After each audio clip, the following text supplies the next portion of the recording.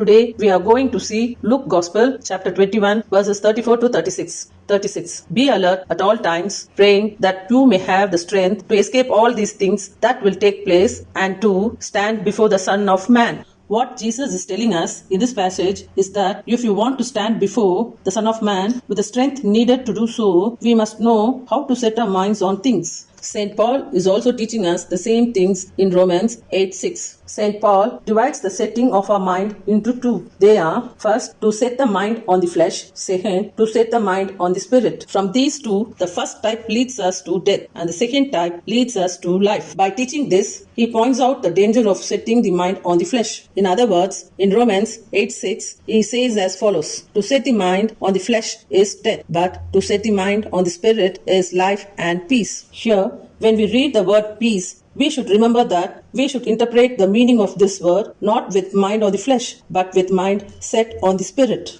If we interpret the meaning of the word peace with mindset on the spirit, the meaning that we derive at would be the peace of our soul and not the peace of our flesh in this world. When will our soul be at peace? When the soul is redeemed after the death of his body through the filial adoption of God, Romans 8:23, that soul will have nothing else to worry about. It is at this stage that the soul gets the true peace of mind. It is actually this peace is what is mentioned when we are asked to offer ourselves the sign of peace during Mass. That is, we wish each other to get adopted as children of God. So, if we want to get this life and peace, then what we need to do is to repent from having set the mind on the flesh and change it to set the mind on the spirit. This is what Jesus is asking us to do in this portion of reading Luke 21:34 to 36. What he is doing is that he is making a list of things of the flesh, Romans 8:5, on which those who live according to the flesh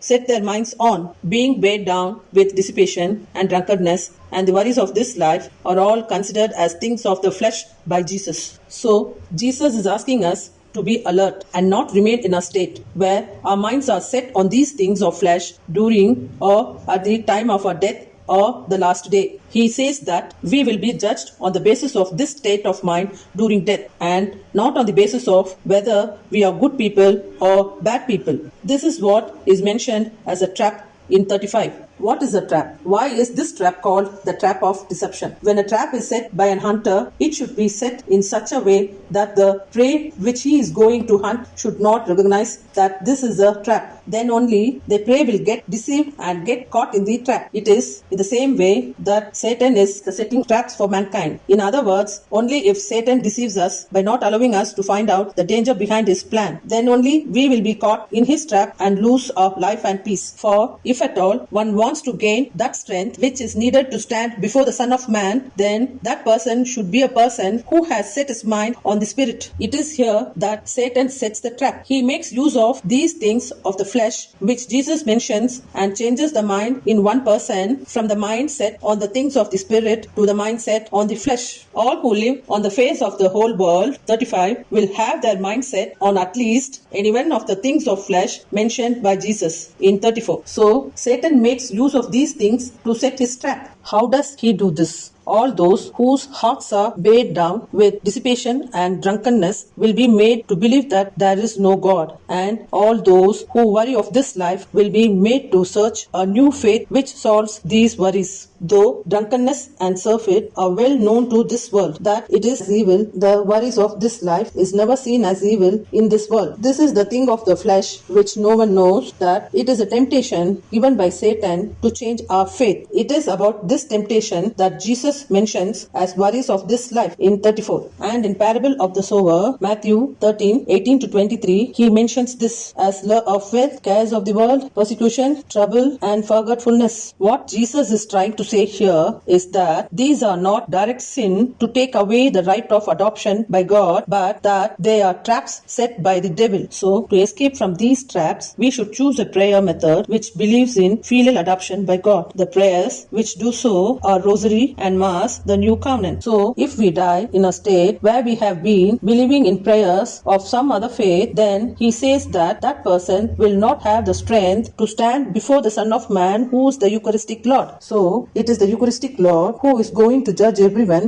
on the day of the judgment. When, during the judgment day, everyone groaned inwardly, waiting for redemption of the body through filial adoption, Romans 8:23, those who did not hope for this filial adoption while living in this world, to them Jesus will say as follows, said in Luke 6:46, "Why do you call me Lord, Lord, and do not do what I tell you?" In John 6:53. When this is said to them, those who did not do what Jesus said in John 6:53 about the Eucharist will not have the strength in their faith to claim that filial adoption about which they acted against Christ in this world. This is how the setting of mind on the things of the flesh is used as a trap by Satan. The Holy Spirit songs and prayers of the charismatic renewal is acting as such a trap of the devil to those who live according to the flesh with their mindset on the things of the flesh. So, if at all we don't want to be caught unexpectedly like in a trap as in 35, we should live a life in which we not only say the Holy Rosary and attend daily Mass, but we should also be a Catholic who has rejected and escaped charismatic songs and prayers. If without being like this,